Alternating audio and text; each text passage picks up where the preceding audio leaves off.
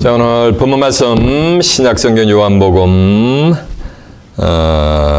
1장 43절이 되겠습니다. 143페이지가 되겠습니다.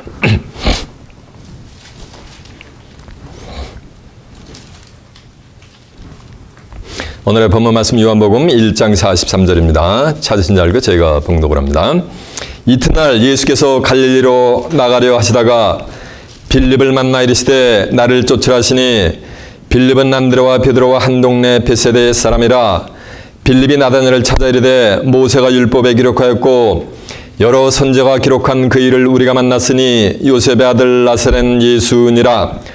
나다나엘이 가로되 나사렛에서 무슨 선한 것이 날 수 있느냐. 빌립이 가로되 와보라 하니라.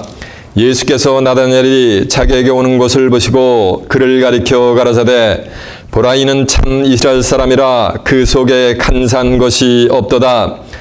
나다나엘이 가로되 어떻게 나를 아시나이까. 예수께서 대답하여 가라사대 빌립이 너를 부리기 전에 내가 무화과 나무 아래 있을 때 보았노라. 나다나엘이 대답하되 랍비오 당신은 하나님의 아들이시오 당신은 이스라엘의 임금이로소이다. 예수께서 대답하여 가라사대 내가 너를 무화과 나무 아래서 보았다므로 믿느냐. 이보다 더 큰 일을 보리라. 또 가라사대 진실로 진실로 너희에게 이르노니 하늘이 열리고 하나님의 사자들이 인자 위에 오르락 내리락 하는 것을 보리라 하시니라. 아멘. 요한복음 1장 43절에서 51절까지 봉독을 해드렸습니다. 오늘은 본문 말씀을 토대로 무화과 나무와 나다나엘 이런 제목으로 말씀을 증거해 드리도록 하겠습니다. 자, 좀 하셨습니다. 요한복음 1장 43절에서 51절의 말씀을 통해서 무화과 나무와 나다나엘 이런 제목으로 말씀을 증거해 드리도록 하겠습니다. 자, 주목하셨습니다. 주목이라는 말은 저를 보라는 말씀이에요. 요한복음 3장 16절에 보면 하나님이 세상을 이처럼 사랑하사 독생자를 주셨으니 이는 저를 믿는 자마다 아무도 멸망치 않고 영생을 얻게 하려 하심이라 그랬습니다. 그리고 요한복음 17장 3절에 보면은 영생은 곧 유일하신 참 하나님과 그의 보내신 자 예수 그리스도를 아는 것이라고 했습니다. 그런가 하면 요한복음 5장 39절에 보면은 너희가 성경에서 영생을 얻는 줄 알고 이 성경을 상고하거니와 이 성경이 곧 내게 대해서 증거하는 것이니라라고 한 줄로 믿습니다. 제가 지금 성경을 세 구절을 쿼트를 해드렸단 말이에요.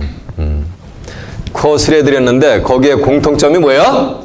예, 맞아요. 영생입니다. 하나님이 세상이처럼 사랑하사 독생자를 주셨으니 이는 독생자 대신 예수님을 믿는 자마다 아무도 멸망치 않고 뭐를 얻는다? 영생을 주시는 거예요. 예수를 믿으면 영생을 주는데 어떻게 믿느냐는 거예요. 요한복음 17장 3절에 보면 영생은 곧 유일하신 참 하나님과 그의 보내신 자 예수 그것을 아는 것이요. 예수를 믿는데 예수를 알고 믿는 자에게 하나님은 영생을 선물로 주신다고 한 줄로 믿습니다. 예수를 안다는 것은 요한복음 5장 39절에 보면 너희가 성경에서 영생을 얻는 줄 알고 이 성경을 상고하거니와 이 성경이고 내게 대해서 증거하는 것이니라 라고 했으니까 예수를 안다는 말씀은 예수에 대한 증거를 받는 역사가 되게 될 줄로 믿습니다. 예수에 대한 증거는 계시록 19장 10절에 보면 예수에 대한 증거는 태어나 영이라 그랬단 말이에요. 누가 대언하느냐? 요한복음 15장 26절에 보면 내가 아버지께로서 너에게 보내사 아버지께로서 나오시는 진리의 성령이 오실 때 그가 나를 증거하시리라라고 한 줄로 믿습니다. 곧 진리의 성령을 통해서 예수에 대한 증거를 받는 거예요.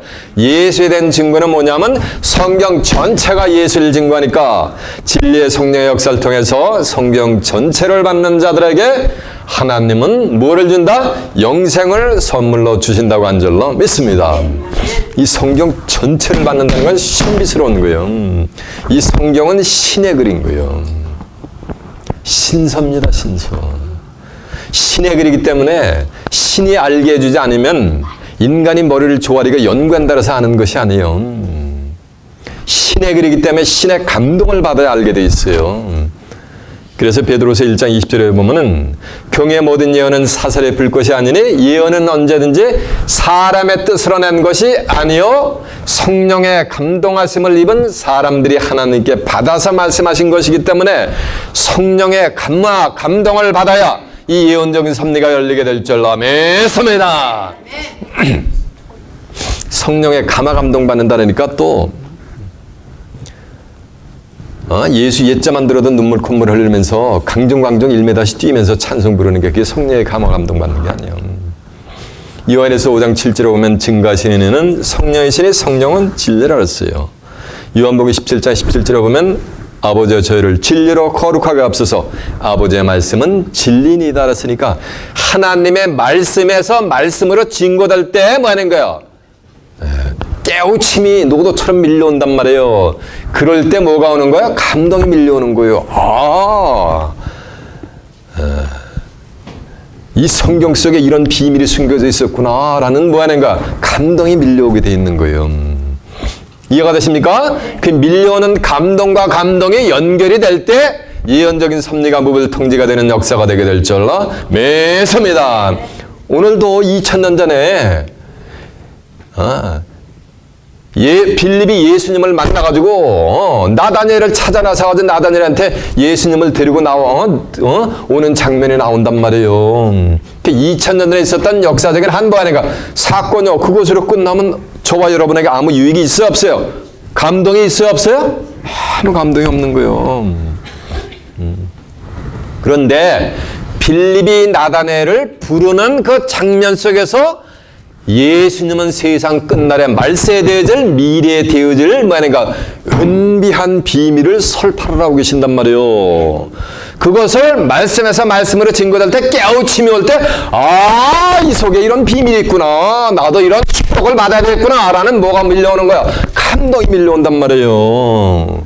이해가 되십니까? 그 감동에서 감동이 설교 때마다 밀려올 때 성경이 뭐냐니까 한 구절 한 구절 성경에 캄캄했던 감춰져 있던 숨겨졌던 비밀의 창고가 쫙 열리게 된단 말이에요.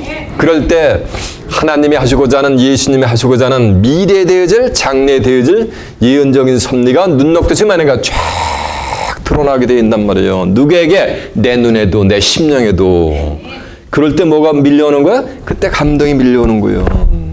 이해가 되십니까? 네. 오늘 이 시간 진리의 성령의 감화 감동을 받는 복된 시간이 되시길 바랍니다. 그래 영생의 귀한 축복이 저와 여러분에게 임하는 귀한 시간 되시길 바랍니다. 자 이제 본문 한번 가봅니다. 본문이 어딥니까?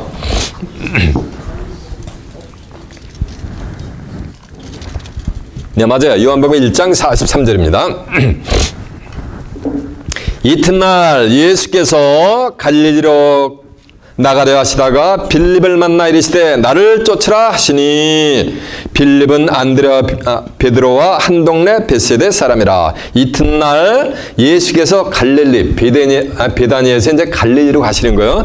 갈릴리로 나가려 하시다가 빌립을 만나 이르시되 나를 쫓으라 하시니 빌립은 안드레와 베드로와 한 동네 벳세대 사람이다. 그러니까 빌립과 안드레와 베드로는 뭐냐는가? 같은 동양이라는 거예요. 한 동네 사람이라는 얘기예요. 이 안드레는 요한복음 1장 40절에 보면 베드로하고 형제예요. 형제지간인데 이 안드레는 원래 예수의 제자가 아니었어요. 원래 세례 요한의 제자였던 자예요. 세례 요한의 제자였는데 세례 요한의 제자로 있다가 예수님의 제자가 된 자가 누구야? 여기 안드레예요. 이 안드레가 자기 형제인 누구를? 베드로를 예수께로 데리고 왔단 말이에요. 이해가 되십니까? 그래서 안드레와 베드로는 형제인데 그들의 고향이 어디에 있다? 벳세다란 말이에요. 그런데 오늘 본문에 등장하는 빌립도 만해가 한 마을에 한 동네 사람이었다는 얘기예요. 이해가 되시죠? 빌립은 안드레와 베드로와 한 동네 벳세대 사람이라. 빌립이 나다나엘을 찾아 이르시되 모세가 율법에 기록하였고 여러 선지자가 기록한 그 일을 우리가 만났으니 요셉의 아들 나사렛 예수니라라고 한 줄로 믿습니다. 증거한 말씀 한번 찾아보고 확인해보고 나옵니다. 자,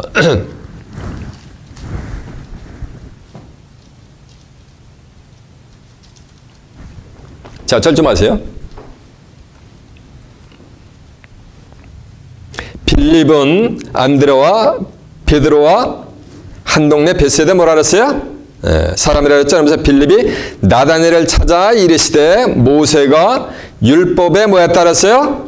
기록하였고 또 여러 선지자가 기록한 그 일을 우리가 만났으니 요셉의 아들 나사렛 누구다? 예수 신이라라고 한 줄로 믿습니다. 그래서 이제 빌립이 예수님을 만나가지고 누굴 찾아 나서는 거야? 나다니엘을 찾아 나서는 거예요. 그러면서 모세가 율법에 기록하였고 여러 선지자가 기록한 그 일을 우리가 만났으니 요셉의 아들 나사렛 누구다? 예수 신이라라고 한 줄로 믿습니다. 이해가 됐죠? 자, 이제 보세요. 이제 그래서 좀 전에 증거한 내용을 알아보기 위해서 35절 한번 가봅니다. 요한복음 1장 35절.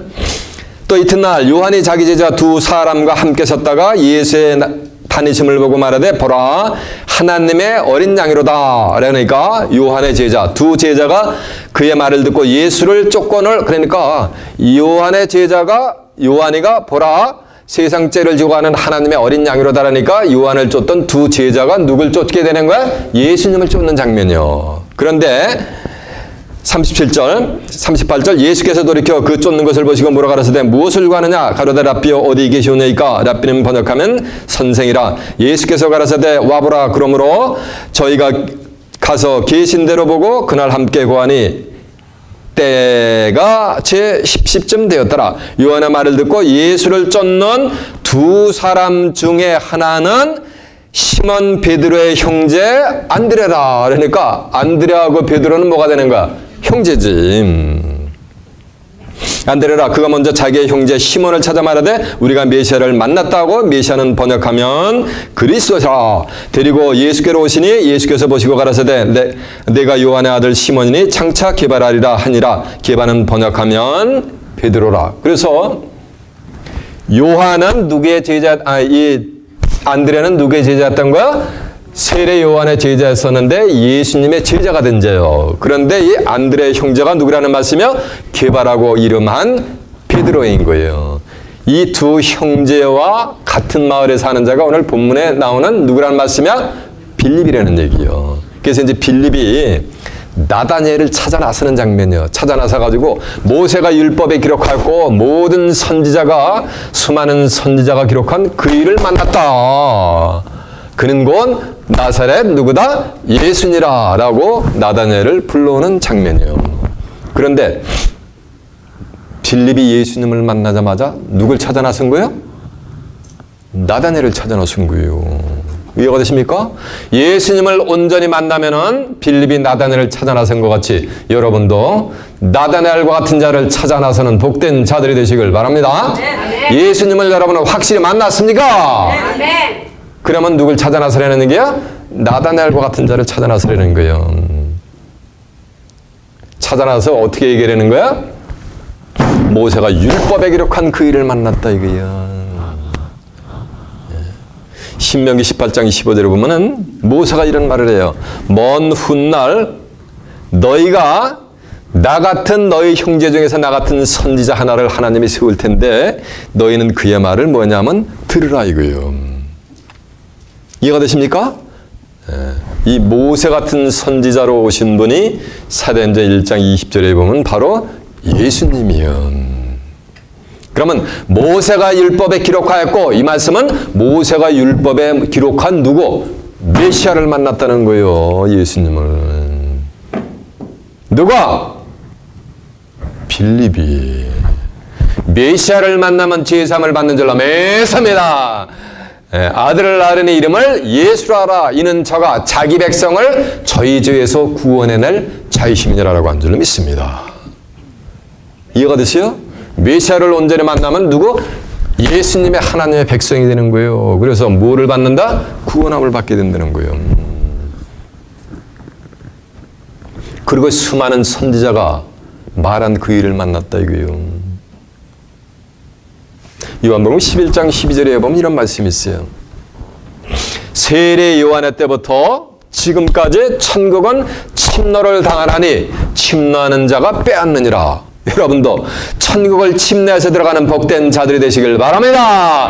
그래서 천국을 빼앗는 복된 자들이 되시길 바랍니다. 그러면서 하는 말씀이 모든 선지자와 율법에 예언한 것이 세례 요한까지니 오리란 선지자가 이 사람이라. 귀 있는 자는 들으라라고 한 줄로 믿습니다. 아멘. 모든 선지자와 율법에 예언한 것이 세례 요한까지란 말이에요. 그러면서 하신 말씀이 오리란 엘리야가 바로 이 사람이라 라고 하고 귀 있는 자는 들으라라고 한 줄로 믿습니다. 여러분은 영적인 귀가 열려서 이 한 시간 모든 선지자와 율법에 예언한 차를 온전히 보고 듣는 복된 자들이 되시길 바랍니다. 아멘. 그러면서 하시는 말씀이 누가복음 16장 16절에도 보면은 율법과 모든 선지자가 예언한 것이 바로 요한 때까지란 말이에요. 그 이후로는 하나님의 나라의 복음이 전파돼 가지고 각 사람마다 그 하나님의 나라를 침입해서 뭐 하느냐? 들어가니라라고 한 줄로 믿습니다. 천국은 어떻게 들어가는 거야? 침입해서 들어간단 말이에요. 이해가 되세요? 그러면 모세가 율법에 기록하고 수많은 선지자가 만난 그이는 누구라는 말씀이야? 바로 메시아. 누가 된다는 말씀이야?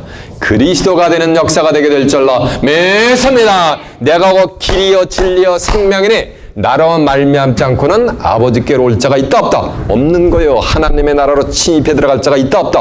없는 거요. 하나님의 나라로 침입해 들어가려면 반드시 누굴 통해서 들어가야 된다는 말씀이야?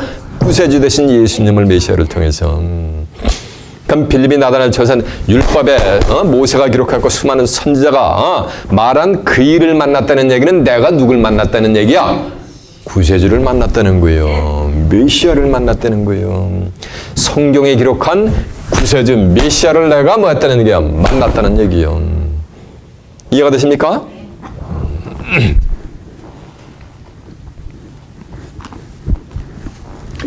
본문제 다시 가봅니다. 45절입니다. 빌립이 나단을 찾아 이르시되 모세가 율법에 기록하였고 여러 선지자가 기록한 이를 우리가 만났으니 요셉의 아들 나사렛 요셉의 아들 나사렛 예수시니라. 나다넬이 가로되 나사렛에서 무슨 선한 것이 날 수 있느냐? 빌립이 가로되 와 보라 하니라라고 한 줄로 믿습니다. 나다넬이 가로되 나사렛에서 무슨 뭐가 선한 것이 나겠느냐는 거예요. 저 보세요. 내가 빌립이 율법에 모세가 기록한 그 사람 그 메시아를 만났고 수많은 선지자들이 말한 그 메시아 그분을 내가 만났다. 그가 누구냐? 요셉의 아들 나사렛 예수시니라 하라니까 빌립이 이라는 거예요. 야 나사렛에서 무슨 선한 것이 구세주가 나겠느냐 이놈아 이거요. 왜? 구세주는 어디서 나게 돼 있어요? 나사렛에서 나게 돼 있는 게 아니거든. 그러니까 나다넬이 빌립이 말하는 것은 너는 지금 뭔가 뭐 하는 거야? 오해를 착각을 하고 있다 이놈아. 이렇게 오히려 빌립이 나다넬을 야단치는 장면이에요. 왜? 미가서 5장 2절에 보면 구세주 메시아는 어디서 출현하게 돼 있어요? 베들레헴에서 나게 돼 있거든.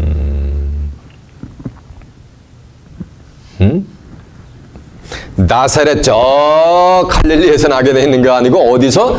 베들레헴에서. 미가서 5장 2절에 보면 베들레헴 에브라다 너는 유다족 중에서 가장 작을지라도 네게서 이스라엘 다스릴 목자가 나리라. 그의 근본은 태초에 상고인이라라고 한 줄로 믿습니다. 이렇게 메시아가 어디서 출현할 것이 예언해 있어요? 선지자들이 어디서? 베들레헴에서 구세주가 탄생한다 그랬잖아. 그러니까 나사렛에서 난 예수 그는 뭐라는 말씀이야? 구세주가 아니라는 거예요. 누구 눈에는? 나다넬 눈에는. 이해가 되십니까? 그래서 마태복음 2장 1절에 보면 헤롯 왕 때 예수께서 구세주께서 유대 땅 베들레헴에서 나시매라고 했단 말이에요. 근데 하나만 알고 둘은 모르는 거예요. 유대 땅 베들레헴에서 나가지고 나사렛에 와서 구세주는 사실 것이 이미 구약 성경에 예언이 되어 있단 말이에요. 그래서 그 예언을 이루기 위해서 예수님은 베들레헴에서 나셔가지고 나사렛이라는 동네에 와서 사시게 되신 거예요. 이해가 되시죠? 자, 그 내용을 한번 확인해 볼까요? 네, 한번 확인해 봅니다. 마태복음 한번 가보세요. 마태복음 2장 한번 가본다.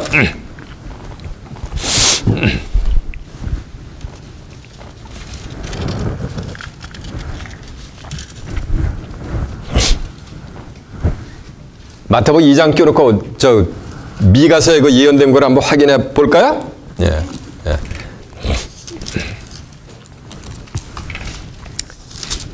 미가서 5장 2절이 1294페이지입니다.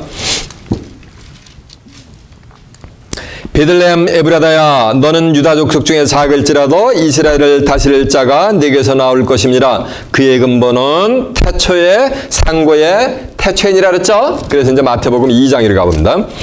마태복음 2장 1절 하면 헤롯 왕 때 예수께서 유대 베들레헴에서 나심에 동방으로부터 박사들이 와서 예루살렘에 이르러 유대인 왕으로 나시니가 어디 계시냐 우리가 동방에서 그의 별을 보고 경배하러 왔노라라고 했죠.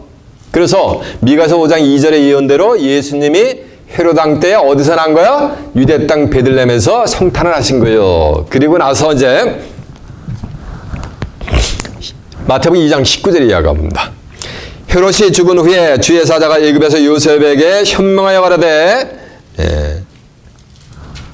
그래서 이제 호세아 11장 1절의 그 예언대로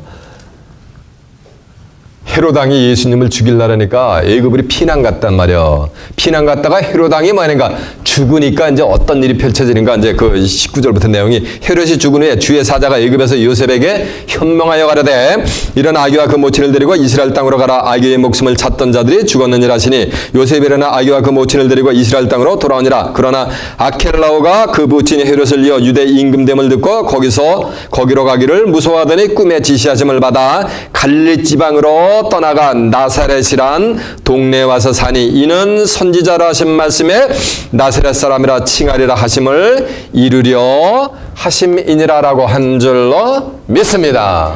이해가 됐죠?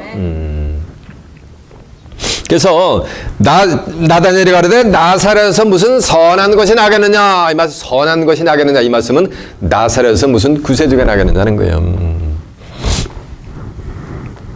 이 선한 것이 뭐냐면은 왕하 20장 19절에 보면 하나님의 말씀이 선하다 그랬어요. 자, 주목하셨습니다. 하나님의 말씀이 뭐인 거야? 선한 거예요. 선하다니까 뭐 법 없이 사는 사람이 그게 선한 게 아니고 하나님의 말씀이 선한 거예요.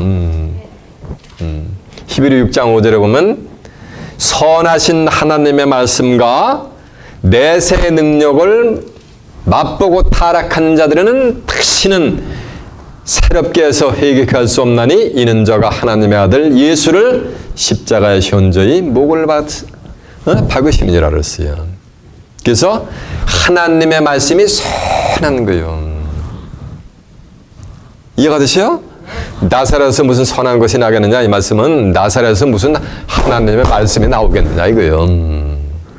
이해가 되십니까? 누가복음 18장 18절에 보면 어떤 관원이 와가지고 하려는 선한 선생이요 예수님한테 선한 선생이요 내가 무엇을 알아야 영생은 얻으리이까 라고 하니까 예수께서 내가 어찌하여 나를 선하다고 하느냐 선한 분은 하나님 한 분 외에는 선하신 분이 없느니라 했단 말이에요. 선하신 분은 누구라는 말씀이야? 하나님이요. 하나님이 뭐요? 요한복음 1장 1절에 보면 태초에 말씀이 계시니라 이 말씀이 하나님과 함께 계셨으니 이 말씀은 곧 누구라 그랬어요? 하나님이시라 그랬으니까.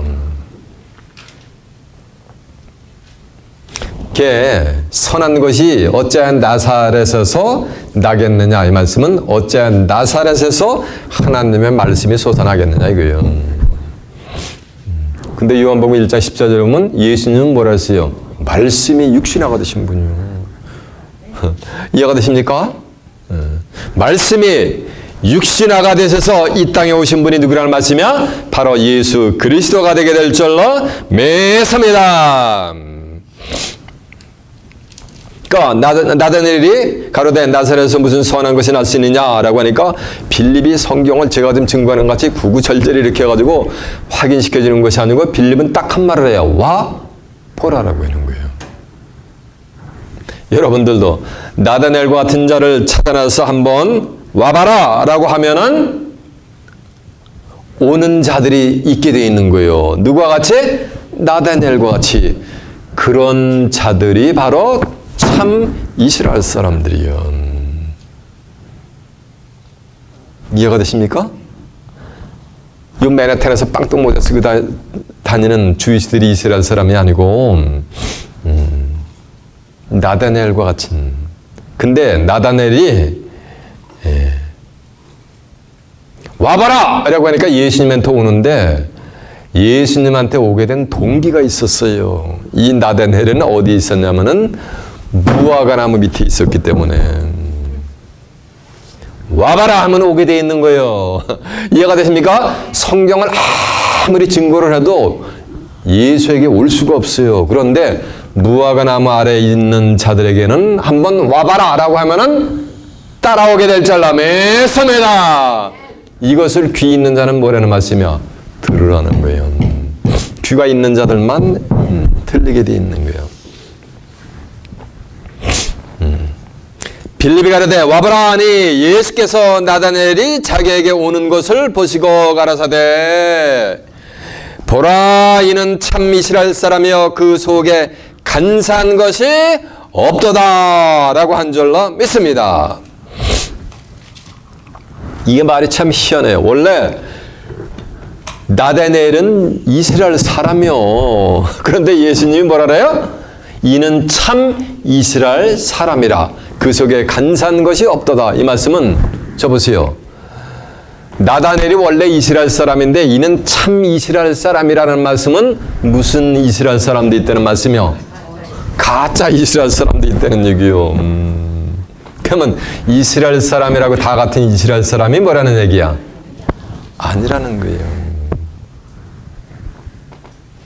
이 육적인 아브라함의 자손 육적인 이스라엘 사람은 하나님이 이혼 증서까지 써주셔가지고 아주 그냥 버려버렸단 말이에요. 이해가 되세요? 그리고 이스라엘을 하나님이 뭐냐면 다시 택하는 거예요. 그 다시 택한 이스라엘 사람들이 바로 참 이스라엘 사람인 거예요. 이는 참 이스라엘 사람이라는 말씀은 빌립을 빙자해서 세상 끝날에 예수님이 참 이스라엘 뭐 하는 거야? 사람을 찾고 계신 거예요. 이해가 되십니까? 그래서 이사야 14장 1절 하면 하나님이 이스라엘을 다시 택하는 거예요. 다시 택한 이스라엘은 어디다 두느냐 하면은 고토로 두게 되어 있는 거. 고토에 바로 옛날 옛적 고토 에덴 동산에 두게 될 줄로 믿습니다. 에덴 동산에서 아담이 선악을 알게 하는 나무 실과 따먹고 쫓겨났단 말이에요. 에덴 동산 창세기 2장 8절에 보면은 에덴 동산 가운데에는 뭐가 있냐면 생명나무가 있거든. 생명나무 실과를 따먹으면 창세기 3장 22절에 보면 영생을 하게 돼 있거든요. 이해가 되십니까? 그러니까 다시 택한 이스라엘을 고토해주면 고토에서 생명나무 실과를 따먹으면 다시 택한 이스라엘 족속들은 민족은 바로 영생을 하는 축복이 임하게 될 줄로 믿습니다. 나다니엘을 부른 빌립도 2000년 전에 죽어버렸고 나다니엘도 만약에 2000년 전에 한 줌의 흙으로 갔단 말이에요. 이해가 되세요? 근데 다시 택한 참 이스라엘 족속들은 뭐 한다 그랬어요? 영생을 하게 돼 있단 말이에요. 생명나무 실과를 따먹고서.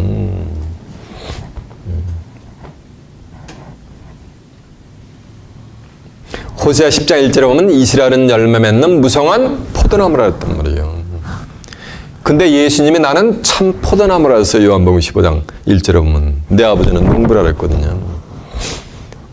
갈라디아서 3장 29절에 보면 누구든지 그리스도에게 속한 자면 다 아브라함의 자손이요 약속대로 유업을 받는다고 한 줄로 매섭니다. 그리스도에게 속한 자면 다 뭐가 되는 거야? 아브라함의 자손이요. 저와 여러분은 단군 자손이지 결단코 육신적으로는 아브라함의 자손이 될 수가 없는 줄로 믿습니다. 그러나 그리스도에게 속하면 누구 자손이 되는 거야? 아브라함. 이거는 영적인 자손이 되는 거지. 약속대로 하나님의 나라를 유업으로 받게 될 줄로 믿습니다. 이해가 되십니까? 그래서 로마서 9장 27절에 보면 이스라엘 못 자손의 수가 비록 바다의 모래가 될지라도 남은 자만 구원을 얻으리니 주께서 땅 위에서 필하시고 끝내시리라라고 한 줄로 매섭니다. 이스라엘 못 자손의 수가 바다의 모래 같은데 남은 자만 구원을 받는다는 얘기는 남은 자를 제외한 자는 구원을 받는다 못 받는다? 못 받는다는 거예요. 그 구원을 받지 못하는 남은 자가 되지 못해서 구원함을 받지 못하는 이스라엘, 그거는 무슨 이스라엘? 그건 가짜 이스라엘이고 남은 자가 되어서 구원을 받을 자들이 무슨 이스라엘? 참 이스라엘 민족이 된다는 거예요. 이해가 되세요? 그래서 껍데기 이스라엘 민족이 있고 참 이스라엘 민족이 있는 거예요. 그래서 로마서 2장 28절에 보면 대저 표면적 유대인이 아니며 표면적 할례가 아니란 말이요. 이면적 유대인이며 할례는 마음에 할지니 신령에 있고 의민에 있지 아니하리라라고 한 줄로 매섭니다. 유대인이라고 또 다 같은 유대인이 아닌 거예요. 이렇게 이해가 되세요? 그래서 참 이스라엘 민족은 하나님이 그들의 신앙을 인정을 해줘요. 계시록 7장 4절에 보면 내가 입맞은 자의 수를 드리니 이스라엘 각 지파 중에서 입맞은 자들이 14만 4천인이라라고 한 줄로 믿습니다. 이해가 되세요? 그래서 빌립은 누가 돼버린 거야? 참 이스라엘 민족이 돼버린 거예요. 다시 택한 이스라엘 족속이 돼버린 거예요. 이해가 되세요? 그 증거 내용을 한두 구절 한번 확인해 볼까요? 자, 먼저 갈라디아서 한번 가보세요. 갈라디아서 3장 29절 한번 가봅니다. 306페이지가 되겠습니다.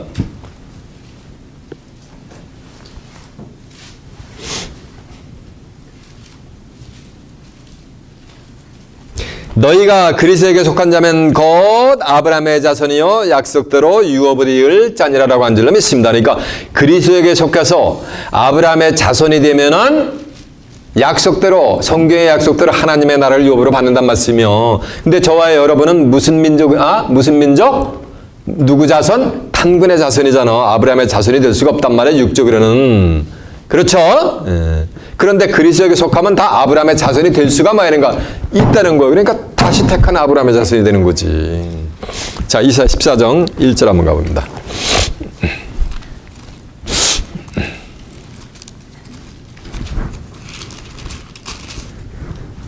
(981페이지가) 되겠습니다.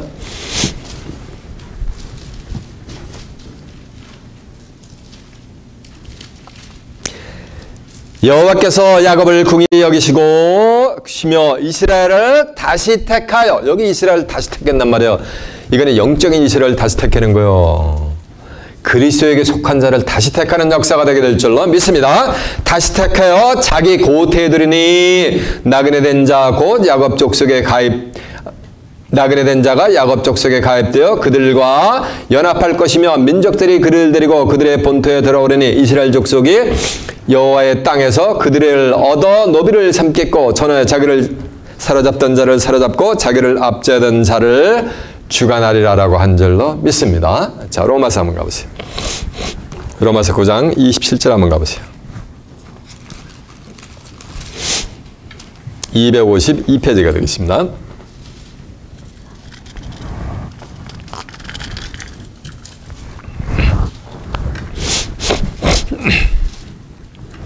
또 이사야가 이스라엘에 관하여 외치되 이스라엘 뭇 자손의 수가 비록 바다의 모래가 될지라도 남은 자만 구원을 얻으리니 주께서 땅 위에서 그 말씀을 이루사 필하시고 끝내시리라. 또 이사야가 미리 말한 바 만일 만군의 주께서 우리에게 씨를 남겨두지 아니하셨다면 우리가 소돔과 같고 고모라와 같았으리로다 함과 같으니라라고 한 줄로 믿습니다. 그래서 요 잡으세요. 비록 이스라엘의 뭐 자손의 수가 바다의 모래가 들지라도 남은 자만 구원을 받는단 말이에요. 남은 자가 다시 택한 참 이스라엘 사람인 거예요. 이 자들이 뭐라는 말씀이야? 남겨둔 뭐가 되는가? 씨라는 거예요. 어디에 남겨둔 씨? 새하늘 그 땅에 씨가 될 줄로 믿습니다. 이해가 되십니까? 고토 다시 찾는 고토고 낙원의 세계에 뭐로? 씨를 삼는다는 거예요. 하나님이. 참 나다넬과 같은 이스라엘 사람들은. 이해가 되셨죠? 그러면 표면적 유대인은 뭐가 되는 거야? 그들은 뭐가 되는 거야? 구원함을 받지 못하는 거예요. 하나님께 신앙은 인정을 받는다 못 받는다? 못 받는다는 거예요. 예수님께 신앙은 인정을 받는다 못 받는다? 못 받는 거예요. 그 말씀을 언약의 말씀을 주께서 땅 위에서 피하고 만드는 거. 성경에 끝난 대로 인류의 구속 사역을 이루시게 될 줄로 믿습니다. 이거를 숨겨놓으신 거예요. 빌립과 나다니엘 속에. 이해가 되시죠? 자, 이제 본문 다시 갑니다. 47절이요. 예수께서 나다니엘이 자기에게 오는 것을 보시고 그를 가리켜 이르시되 보라 이는 참 이스라엘 사람이여 그 속에 간사한 것이 없느니라. 그 속에 그러니까 나다니엘은 간사한 것이 있다 없다? 간사한 것이 없다는 얘기예요. Nothing false라 해가지고 거짓이 없다는 거예요. 거짓에 잡으세요. 나다니엘의 입에는 거짓말이 있다 없다? 없다는 거예요. 계시록 14장 4절에 보면 이 사람들은 여자로 더불어 더럽히지 아니하며 정절에 있는 자라 어린 양이 어디로 인다든지 따라가는 자며 사람 가운데서 구속을 받아 처음 익은 열매로 하나님과 어린 양에게 속한 자들이니 그 입에는 뭐가 없다? 거짓말이 없고 흠이 없는 자들이더라 라고 한 줄로 믿습니다. 이해가 되십니까? 그러면 이 나다니엘은 사람 가운데 첫 열매로서 그 입에는 뭐가 없다? 간사한 것이 없는 거짓말이 없는 자가 된다는 말씀이 되게 될 줄로 믿습니다. 그런 자들은 영생을 한단 말이에요. 사람 가운데 첫 열매로. 근데 나다니엘은 2000년 전에 죽어버렸단 말이에요. 이것은 나다니엘을 뭐 한 거야? 빙자한 거예요. 이해가 되십니까? 빙자해서 세상 끝날에 무화과 나무 뭐 하는 거예요? 아래에 있는 2000년 전에 나다니엘은 픽트리 문자적으로 무화과 나무 아래에 있어가지고서 예수님을 영접했는지 모르겠지만은 다시 택한 이스라엘 족속은 민족은 영적인 마리의 등장을 무화과 나무 뭐 하는 거야? 아래에 있게 돼 있단 말이에요. 이해가 되십니까? 네. 48절 나다니엘이 가로되 어떻게 나를 아시나이까? 예수께서 대답해 가라사대 빌립이 너를 부르기 전에 내가 무화과 나무 아래에 있을 때 내가 보았느니라. 자 보세요. 나다니엘이 깜짝 놀라는 거예요. 나다니엘은 예수님을 만난 적이 없거든. 상견례를 한 적이 없는데 쫙 나오니까 예수님이 뭐라느냐면 보라 이는 참 이스라엘 사람의 그 속에 간사한 것이 없느니라 라고 하니까 나다니엘이 가되 어떻게 나를 아시나이까? 하니까 빌립이 너를 부리기 전에 내가 무화과 나무 아래에 있을 때 내가 이미 알았느니라. 그러면은 빌립과 같은 자가 부리기 전에 무화과 나무 아래만 있으면은 예수님이 알아보시게 될 줄로 믿습니다. 이해가 되십니까? 네. 그러니까 빌립이 부리기도 전에 무화과 나무 아래에 있는 자들은 그들의 신앙을 예수님이 이미 뭐 한다는 거 알고 계신 거야. 알고 계신 거예요. 여러분도 무화과 나무 아래가 계시길 바랍니다. 그러니까 무화과 나무로 한국이 없단 말이에요. 미국에도 무화과 나무가 없어. 그럼 무화과 나무 아래가 있으려면 어디 가야 돼? 천상? 전 미들리스트에 있는 중동으로 가야 되나? 그게 뭐라는 말씀이야? 아니라는 거예요. 성경의 나무는 육신적인 나무를 얘기하는 게 아니에요. 이사야 5장 7절에 보면 하나님이 기뻐하는 나무는 유다 사람이라 했단 말이에요. 그러니까 유다 사람을 지금 뭐로 비유하고 있는 거야? 나무로 비유하고 있단 말이에요.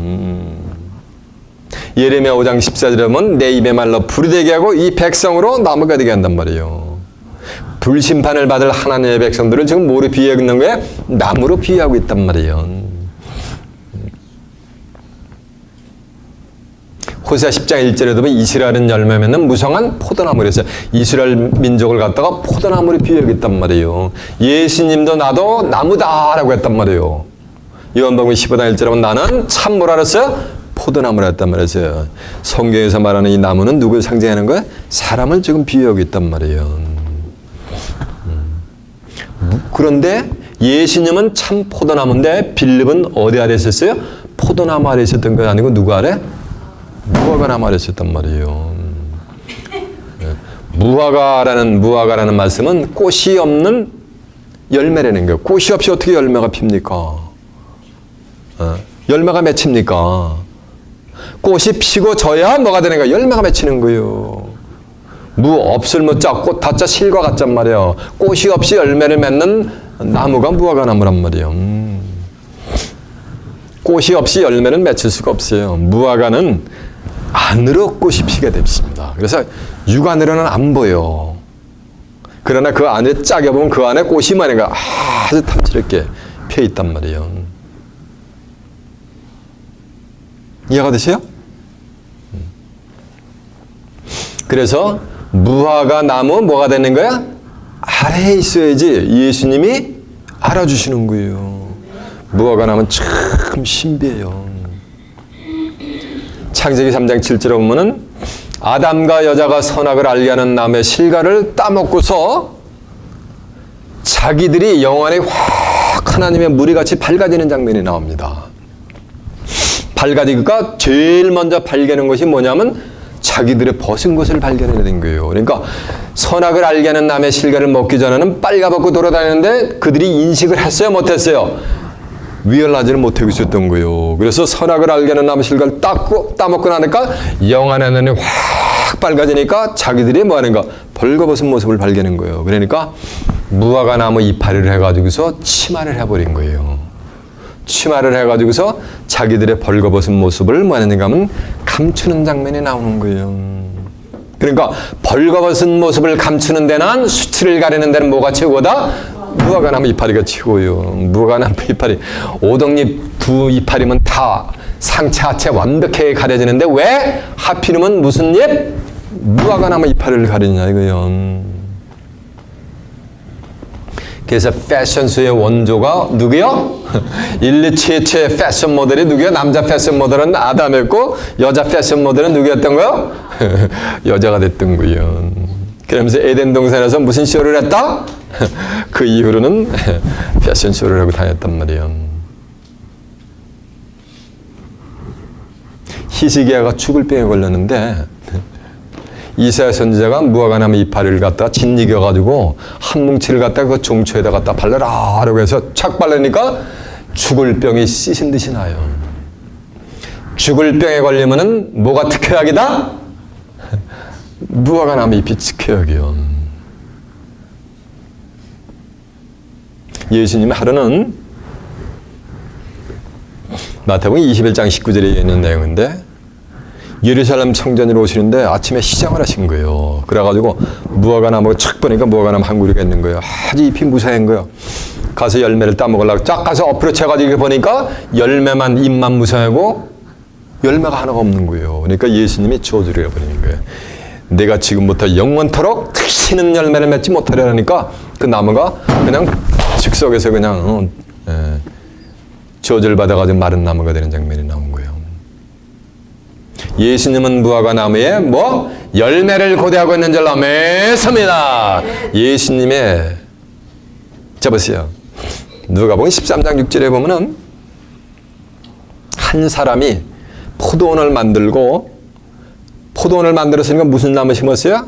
포도나무를 그냥 카운틀레스하게 수많은 포도나무를 심고 그 가운데 무화과 나무 한 그릇을 딱 심어버리는 거예요. 그리고 그 주인이 와가지고 포도원에 왔으면 뭐를 거두려고 관심을 가져야 되는 거야? 포도나무, 포도 열매가 맺혔는가를 확인해야 되는데 포도나무 열매는 관심조차도 갖지 않고 무화과나무 열매만 관심을 온통 집중을 시키는 거예요. 3년을 왔는데 무화과나무 열매가 맺히지가 않는 거예요. 그러니까는 과원직에게 찍어버려라! 어찌 땅만 버리겠느냐? 라고 하니까 과수원지기가 애걸복걸하면서 금년에는 내가 땅을 파고 거름을 주어서 열매를 맺음이거니와 열매를 맺지 않으면 그때 가서 찍어버려도 늦지 않지 않습니까? 라고 애걸복걸하는 장면이 나와요. 그러니까 이 포도원 주인은 뭐를 각수고대하고 있는 거야? 무슨 열매가 맺기를 기대하고 있는 거야? 이 포도원 주인이 하나님이요. 나는 참 포도나면 내 아버지는 뭐라 그랬어요? 농부라 그랬잖아요. 그러면 하나님은 지금 무슨 열매를 맺기를 기대하고 계신 거예요? 무화과나무 열매를 맺기를 지금 학수고대라고 계신 거예요. 예수님의 재림의 비밀도 전부 무화과나무 비유 속에 감춰놨어요. 마태복음 24장에 보면은 세상 끝날에 대해 징조를 쫙 설명을 하면서 어떻게 끝을 맺느냐면 마태복음 24장 32절에 보면 그러므로 무화과나무의 비유를 배우라. 그 29절부터 보면은 이런 말씀이 있어요. 그날 환난 후에 창세 이후 전무후무한 환난 후에 해가 즉시 어두워지며 달이 빛을 내자며 하늘의 별들이 떨어지며 하늘의 권능들이 흔들리리라. 그때 인자의 징조가 하늘에서 보이겠고 땅의 모든 족속들이 통곡하며 인자가 구름을 타고 모든 능력과 영광으로 오는 것을 보리라. 저가 큰 나팔 소리와 함께 천사들을 보내리니 그들이 택하신 자들을 하늘 이 끝에서 저 끝까지 사방에서 모으리라. 그 택한 자들이 남은 자들이요. 이해가 되십니까? 네. 하늘 이 끝에서 저 끝까지 사방에서 모으리라. 그러니까 예수님이 재림의 일보 직전에 그러면서 하는 말씀이 무화과나무의 비유를 배우라. 그 가지가 연해지고 잎사귀를 내면 여름이 가까운 줄 아나니 이 모든 일이 되는 것을 보거든 인자가 가까이 곧 문 앞에 이른 줄을 말아 알라. 내가 진실로 진실로 너희에게 이르노니 이 세대가 지나가기 전에 이 모든 것이 이루리라 라고 한 줄로 매서매나. 무화과나무가 포도밭에 딱 심겨져서 싹이 나고 이파리를 내면은 예수님의 재림이 뭐하다는 말씀이요? 임박하게 문 앞에까지 와 계시다는 거예요. 그러면서 하는 말씀이 진실로 진실로 너희에게 이르노니 이 세대가 지나가기 전에 이 일이 다 이루리라. 이 말씀은 무화과나무가 포도밭에 심겨져서 싹이 나고 이파리를 내면은 그 심겨진 무화과나무가 심겨진 그 세대에 뭐가 이룬다는 말씀이요? 바로 그리스도의 재림이 이루어지는 역사가 있게 될 줄로 믿습니다. 귀 있는 자는 깨닫기를 바랍니다.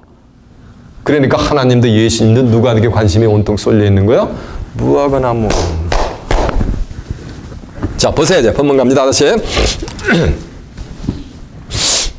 48절 나다나엘이 가로되 어떻게 나를 아시나이까. 예수께서 대답해 가로되 빌립이 너를 부르기 전에 내가 무화과나무 아래 있을 때에 내가 보았느니라. 나다나엘이 대답해 가로되 랍비여 당신은 하나님의 아들이시요 당신은 이스라엘의 임금이로소이다. 하나님의 아들을 이제 아는 거예요. 하나님의 아들이 뭐라냐면 메시아라는 얘기예요. 마태복음 16장 16절에 보면 베드로가 그러잖아요. 주는 그리스도시요 살아계신 하나님의 뭐예요? 아들이시니다 하잖아요. 이 당시에 요셉의 아들 예수님이 하나님의 아들이신 것을 아무도 모르고 계셨단 말이에요. 구세지면서 하나님의 아들이었던 거를. 그러면서 이스라엘의 임금이란 말이에요. 그리고 고백을 하는 거예요 지금. 50절 예수께서 대답해 가로되 내가 너를 무화과나무 아래 있다 아래서 보았다 하므로 믿느냐? 이보다 더 큰 일을 보리라. 저 보세요. 이보다 더 큰 일을 본단 말씀이면 더 큰 일이 뭐냐면은 스가랴 3장 9절에 보면 나 만군의 여호와가 말하노라. 그날 세상 끝날에 너희가 무화과나무 아래와 포도나무 아래서 서로 초대하리라. 이해가 되십니까? 지금은 무화과나무 아래와 포도나무 아래가 초대는커녕 포도나무 아래에 있는 자들이 무화과나무 아래에 있는 자들을 갖다가 뭐하는가? 2단, 3단, 2만담 죽일 놈, 쳐 죽일 놈 하면서 핍박을 하고 있단 말이에요. 근데 정한 때가 되면은 더 큰 일이 이루어질 때는 그들이 뭐하는가? 포도나무 아래에 있는 자들이 무화과나무 아래에 있는 자들을 뭐하는가? 초대하고 무화과나무 아래에 있는 자들이 포도나무 아래에 있는 자들을 초대하는 거예요. 그때는 전쟁이 없어 이 땅에. 전쟁 무기가 전부 농기구로 바뀌게 돼 있는 거예요. 자, 미가서 4장 한번 가봅니다. 구약성경. 미가 4장 4절 한번 가봅니다.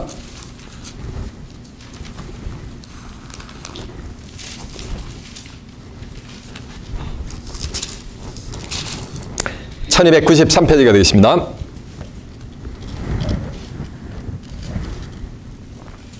3절부터 봅니다.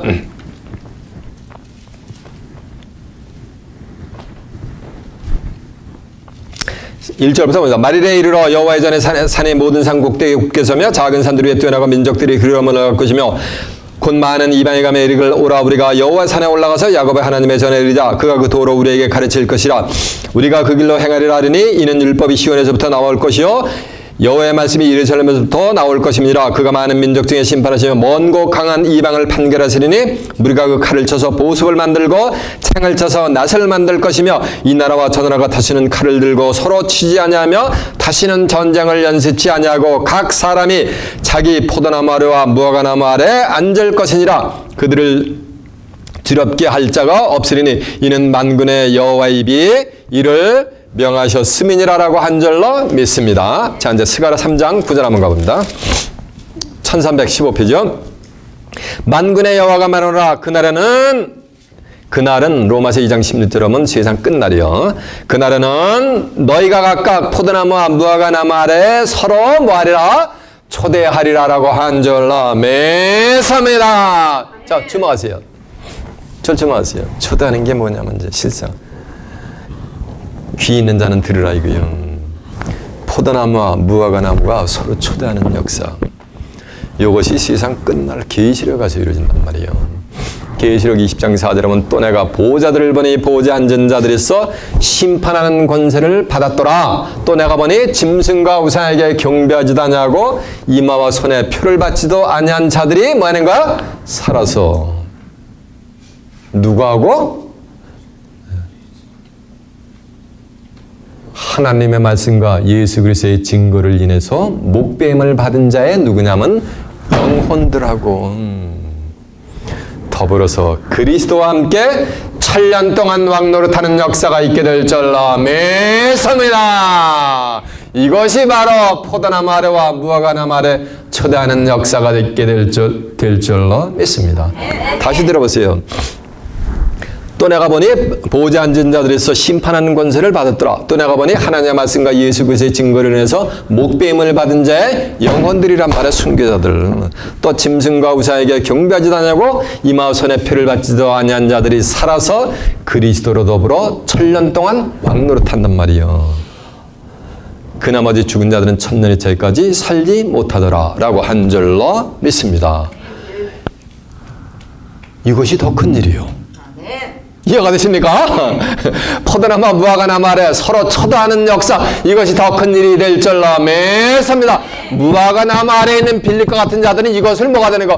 포게 되어 있는 거예요. 이해가 되십니까? 그러면서 또 가라사대 진실로 너에게 이르노니 하늘이 열리고 하나님의 사자들이 인자 위에 오르락 내리락 하는 것을 보리라. 창세기 28장에 보면 야곱이 형으로부터 장자의 명분 받아가지고 뺏어가지고 도망가다가 베델 광야에서 돌베개를 자고 자는데 하늘이 쭉 꿈에서 열리는 거예요. 이러면서 사다리가 놓였는데 사다리 위로 하나님의 사자들이 오르락내리락 하면서 그 위에서 하나님의 음성이 들리는데 나는 너의 조부 아브라함의 하나님이요 이삭의 하나님 여호와로라. 내가 너로 복을 주어가지고서 내가 있는 모든 땅을 전부 내게 주리라. 그 모든 땅이 바로 고토가 되게 될 줄로 믿습니다. 이 세상 나라가 계시록 11장 15절은 마지막 일곱째 천사가 소리 나팔을 불매 하늘에서 큰 음성이 나서 가라되 이 세상 나라가 우리 주와 그 그리스도의 뭐가 되는 거야? 나라가 돼서 그가 세세토록 왕노로 다리로다라고 한 절로 매섭니다. 여러분들은 이미 무화과나 말에 와 계신 줄로 매섭니다. 그러면 빌립과 같은 자를 찾아 나서길 바랍니다. 그래서 와 뭐라 팔아라고 해서 빌립과 같은 자를 찾아 수많은 사람들을 옳은 대로 인도해서 그들과 함께 손에 손을 잡고 고토를 살아서 유업으로 받아 그곳에서 하나님과 예수 그리스도와 함께 영생 복락을 이루는 귀한 축복이 임하시길 예수님의 이름으로 축원합니다. 자, 말씀을 마치겠습니다.